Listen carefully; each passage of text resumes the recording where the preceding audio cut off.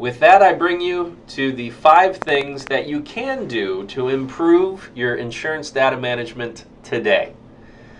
I like to share these lessons that really we built P1 on in order to help companies really around the industry to understand how to manage better.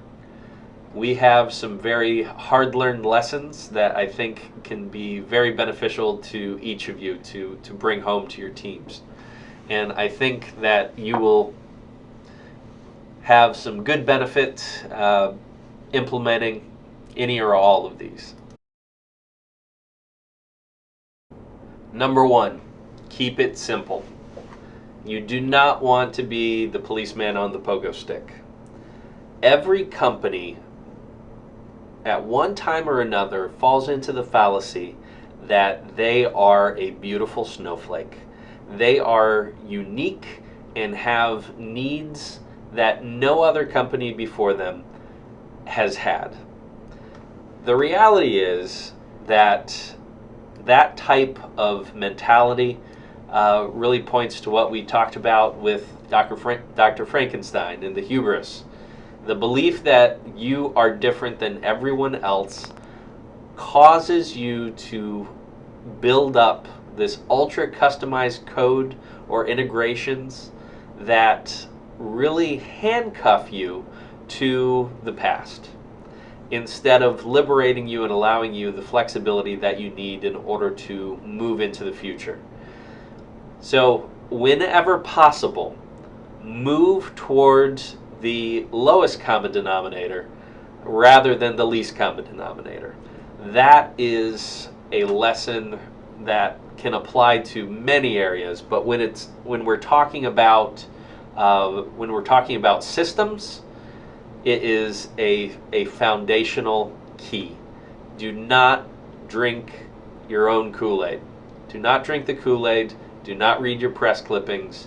You can do something very good with methodology that comes off the shelf rather than locking yourself into a prison of your own design. Number 2, less is more. When attempting to improve your legacy system, less is almost always more. Avoid large committees and select 3 to 5 person working teams so that there can be clearly delineated lines of responsibility. Remember, if everyone is responsible, then no one is responsible. This is a management principle for the ages. In order to find, if you want to get something done, make it one person's responsibility and then hold them accountable to achieving whatever goal they set forth. Having small groups with enough power and enough say-so to be able to bring in change will get you much further, much faster than just about any other methodology. The one thing you really want to be careful, though, in this is when you give people and you give a committee, a small group, the power to make critical changes, do not then give managers the capability to come in and undercut their work.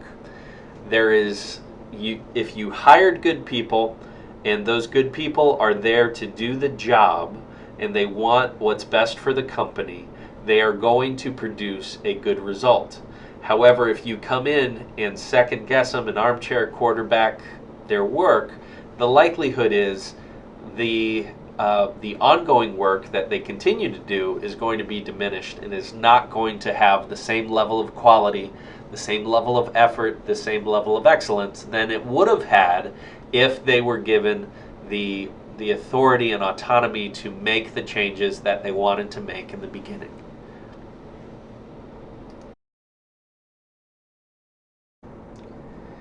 The next point is the ability to look for small wins along the way. When we talked about the 2 reasons that companies enact things the way that they do, or put things together the way that they do. Fear and hubris. The opposite side of fear of allowing someone else to do the work is fear of doing the work at all. And the reason that people have this fear is because the task is so large and the hill is so daunting that taking those first steps seems really difficult to do. That is why it is critical that you get the big mo. You get momentum.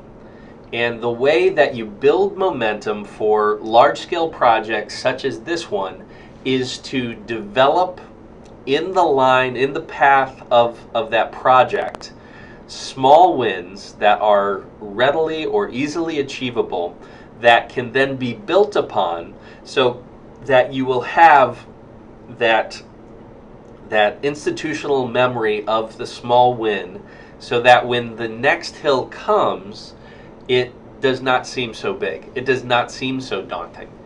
It is incredibly powerful to be able to look back and see what has already been accomplished. So put in those milestones in the plan. If you put those milestones in, it is much easier to maintain the momentum throughout the entire course of the project. Next, we have encourage cross-pollination. And by this I mean allowing the IT side and the business side of your organization to work well and communicate together in a team mentality so that you will have the best results. In many organizations, the IT and business side of the organization are completely siloed off. This is a critical mistake. If IT is building for the sake of the business side without proper depth of understanding, the system will simply not live up to the hopes of the organization. But if you can pair IT and business folks together and do so in a mentor-mentee type of relationship where you have people in different stages of their career, you will find that you can achieve the best of both worlds. You will be able to drive the internal innovation while gaining some of the benefits of mentorship on the side. This mentality is really something that has been able to set P1 apart. And in fact, in one of our recent demos, we had the strong compliment of one of the people that we were demoing to state to us that they had never had a vendor who really understood what they do.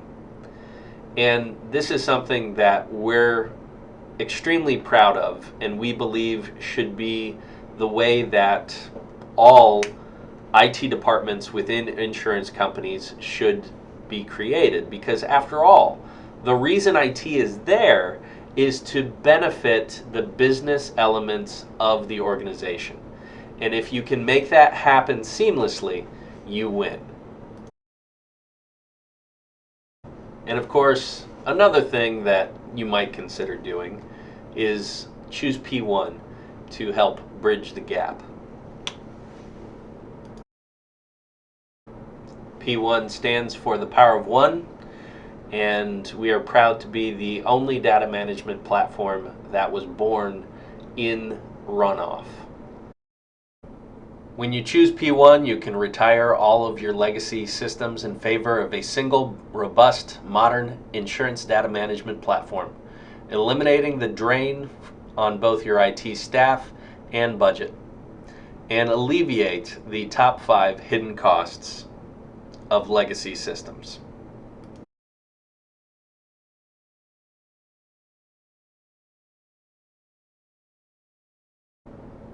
Thank you so much for your time and attention. I greatly appreciate any time that I can share some of the things that we have learned over the years, and I hope some of this has been beneficial for you, and you can take it back to your organizations and start affecting change to really help alleviate some of the difficulties that come with maintaining legacy systems. Thank you and have a great week.